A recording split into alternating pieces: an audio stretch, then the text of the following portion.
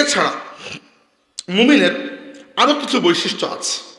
রাসূল সাল্লাল্লাহু আলাইহি ওয়াসাল্লাম আমাদের কাছে মুমিন মুসলমানের আরো কয়েকটা বৈশিষ্ট্য বয়ান করেছেন। খেয়াল করে শুনুন।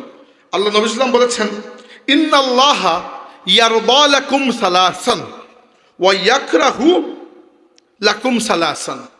আল্লাহ রাব্বুল আলামিন তোমাদের তিনটা কাজকে বড় পছন্দ করেন, আর তিনটা কাজকে আল্লাহ খুব ঘৃণা করেন। কি মনে হয় আল্লাহ যেগুলোকে ঘৃণা করেন এগুলো ছাড়া উচিত না আমাদের? আচ্ছা, কি পছন্দ করেন? বলেছেন ফায়ারদা লাকুম আন তা'বুদুহু ওয়া লা তুশরিকু বিহি শাইআ ওয়া আন তা'তাসিমু বিহাবলিল্লাহি জামিআন ওয়া লা তাফাররাকু।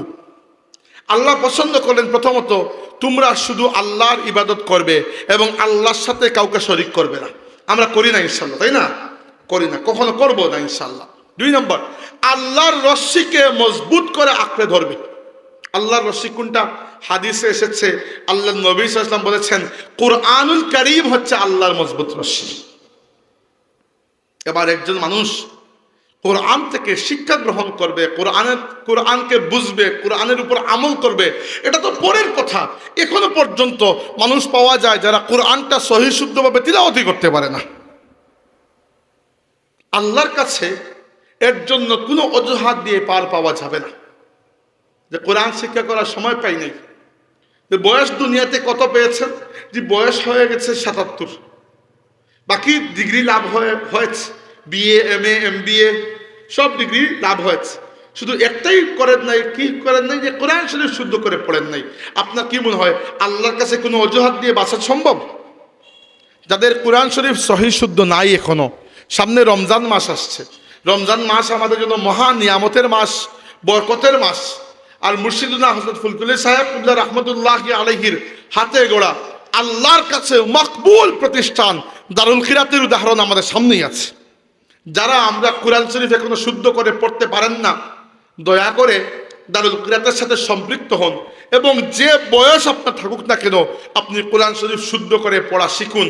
যার কোরআন শরীফ পড়া শুদ্ধ নাই, যে শুদ্ধ করে কিরাত পড়তে পারে না, তার নামাজ শুদ্ধ হয় না। আর আল্লাহ নবী সাল্লাল্লাহু আলাইহি ওয়াসাল্লাম বলেছেন ইন্না আউওয়ালা মা ইউহাসাবু বিহিল আবদু ইয়াউমাল কিয়ামাতি মিন আমালিহি সালাতাহু। কিয়ামতের ময়দানে বান্দার আমল থেকে সবচেয়ে প্রথমে যে আমলের হিসাব নেওয়া হবে সেটা হচ্ছে নামাজ। ফাইন সালুহাত ফাকাদ ফাযা ওয়া আনজাহা। নামাজ যদি ঠিকঠাক থাকে তাহলে বান্দা আল্লাহর আযাব থেকে মুক্তি পাবে এবং বান্দা সফল কাম হয়ে যাবে। ওয়া ইন ফাসাদাত, আর নামাজ যদি নষ্ট থাকে তাহলে বান্দা ফাকাদ খাবা ওয়া খাসিরা, বান্দা লোকসানের মুখে পড়বে এবং বরবাদ হয়ে যাবে। এবার নামাজ সমস্ত ইবাদতের মধ্যে মূল ইবাদত, আর নামাজ শুদ্ধ হওয়ার জন্য কোরআন শরীফ বিশুদ্ধ করে তিলাওয়াত করতে পারা জরুরি।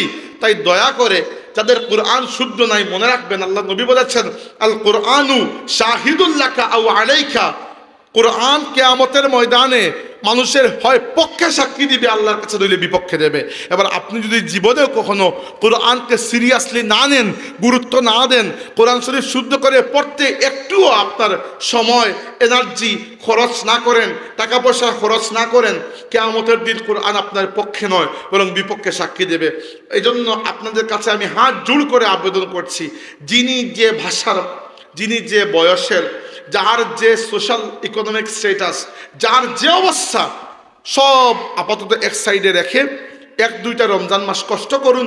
কমপক্ষে নামাজে যে সূরাগুলো আমরা পড়ি, সাধারণত আমরা যারা হাফিজে কোরআন আমরা যে কোনো জায়গা থেকে পড়তে পারি, কিন্তু যেগুলো কমপক্ষে নামাজের সূরা হিসাবে আমরা চিনি, সূরা ফাতিহা এবং শেষের 10-12টি সূরা, এইগুলো কমপক্ষে একজন উস্তাদের কাছে অথবা দারুল কিরাতে ভর্তি হয়ে দস্তুর মতো সময় দিয়ে আপনাকে শুদ্ধ করতেই হবে। কারণ কোরআন শরীফ বিশুদ্ধভাবে পড়তে পারা ফরজে আইন। এটা এরকম নয় যে হুজুররা পড়লেই সবার খতম হয়ে যাবে, না না না, এটা ফরজে আইন, আপনার জন্য এটা জরুরি। এজন্য কি বলছিলাম আমি আপনাদেরকে, সে সম্মানিত হাজিরিন, আল্লাহ তাবারাকা ওয়া তাআলা সেই 3টা অভ্যাস পছন্দ করেন। কি কি? একটা হচ্ছে আমরা আল্লাহর সাথে অন্য কাউকে শরীক করব না। 2 নম্বর হচ্ছে আমরা আল্লাহর রশ্মিকে মজবুত করে আঁকড়ে ধরব। আর 3 নম্বর হচ্ছে ওয়ালা তাফাররাকু, আমরা আল্লাহর রশ্মি থেকে নিজেদেরকে আলাদা করব না। উম্মতের মধ্যে পার্ট পার্ট টুকরো টাকরা আলাদা করব না, উম্মতের মধ্যে আমরা ভাগ বিয়োজন করব না, এটাই তো। কিন্তু এই উম্মতের মধ্যে অনেক ভাগ অলরেডি হয়ে গেছে না? আপনি বলবেন ভাই আমি তো আর করি নাই, তাই না? দেখেন এই উম্মতের পুরো ইতিহাস যদি আপনি দেখেন, রাসূলুল্লাহ সাল্লাল্লাহু আলাইহি সাল্লাম বলেছেন যে আমার আগের যে উম্মত বনি ইসরাইল, এই উম্মত ৭২টা দলে বিভক্ত হয়েছিল। কয়টা? ৭২টা। আর আমার উম্মত ৭৩টা দলে বিভক্ত হবে। ৭৩টা। এর মধ্যে ১২টা ফিরকা যাবে জাহান্নামে, আর একটা দল যাবে জান্নাতে। যারা জান্নাতে যাবে এদেরকে আল্লাহ নবী ফিরকা বলেন নাই। ফিরকা মানে হচ্ছে মূল গাছ থেকে ডাল যখন টুকরো হয় আলাদা হয়ে যায় ওটা ফিরকা। মূল গাছ তো আর ফিরকা নয়, গাছ হচ্ছে আসল। এই জন্য রাসূলুল্লাহ সাল্লাল্লাহু আলাইহি ওয়াসাল্লামের সাহাবা কেরাম বলেছেন, যারা আল্লাহ নবীর সুন্নত এবং সাহাবা কেরামের পথ মত আকীদা আদর্শের উপর থাকবে, এরা হচ্ছে মূল ধারা উম্মতের। এবং এদেরকে সাহাবীরা নাম দিয়েছেন, উদাহরণস্বরূপ আব্দুল্লাহ ইবনে আব্বাস রাদিয়াল্লাহু আনহু সহ সাহাবা কেরাম এই বড় দলের নাম দিয়েছেন আহলুস সুন্নাতি ওয়াল জামাআহ। আহলুস সুন্নাতি ওয়াল জামাআহ কেন?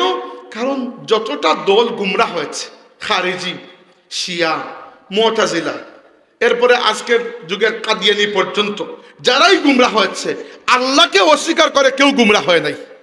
এমনকি কাদিয়ানি কাফিররাও আল্লাহকে তো অস্বীকার করে নাই। তারা কি করেছে? রাসূলুল্লাহ সাল্লাল্লাহু আলাইহি ওয়াসাল্লামকে শেষ নবী মানতে তারা অস্বীকার করেছে। তারা তাদের ওই দাজ্জাল মির্জা গোলাম মোহাম্মদ কাদিয়ানিকেও নবী মনে করে। তাইলে আমাদের জন্য ইসলামের মূল ধারায় থাকার জন্য সবচেয়ে জরুরি আল্লাহ নবীর সুন্নত অনুসরণ, আর ২ নম্বর হচ্ছে আল্লাহর রাসূলের সাহাবায়ে কেরামের জামাত, যেটা ওই জামাতকে অনুসরণ করা, নিজে নতুন আকীদা আবিষ্কার না করা। বুঝতে পেরেছেন? তাই রাসূলুল্লাহ সাল্লাল্লাহু আলাইহি ওয়াসাল্লাম সাহাবায়ে কেরাম যে পথে চলে গেছেন, আমরাও সে পথে চলবো। আর এই পথের নাম হচ্ছে আহলুস সুন্নাতি ওয়াল জামাআহ। বুঝতে পেরেছেন সেটা? আচ্ছা, তাইলে এখন এই উম্মতের পুরো ইতিহাস খুঁজে দেখেন আপনি, রাসূলুল্লাহ সাল্লাল্লাহু আলাইহি ওয়াসাল্লামের পর থেকে নিয়ে আজকের যুগ পর্যন্ত উম্মতের বড় অংশ ৮৫ থেকে ৮৭% মুসলমান সব সময় আহলে সুন্নাত ওয়াল জামাতের অনুসারে ছিল, এখনো ঠিক আছে আলহামদুলিল্লাহ। আর যত বাতিল ফিরকা ৭২টা যারা দল আছে, আমি তো আর গুনি নাই কোন ৭২টা, যারাই ৭২টা আল্লাহ নবী বুঝিয়েছেন যাদেরকে, এরা সবাই মিলে যত বাতিল ফিরকা আছে সব মিলে এই উম্মতের ১৩ থেকে ১৪% মাত্র। তার মানে কি? তার মানে বিশ্বের বেশিরভাগ মুসলমান এখনো আহলে সুন্নাত ওয়াল জামাত, তথা আল্লাহর কিতাব, আল্লাহর রাসূলের সুন্নত এবং সাহাবা কেরামের পথের উপর আছেন আলহামদুলিল্লাহ। অতএব উম্মতের বড় জামাতের সাথে, বড় দলের সাথে আপনি যদি থাকেন, সাহাবা, তাবেঈন, আইম্মা মুজতাহিদিন, মুহাদ্দিসিন, মুফাসসিরিন, ফুকাহা, উলামা, সালিহিন, আউলিয়া, মুজাদ্দিদিন, এদের সিলসিলায় যদি আপনি থাকেন, তাহলে আপনি সৎ পথে আছেন আলহামদুলিল্লাহ।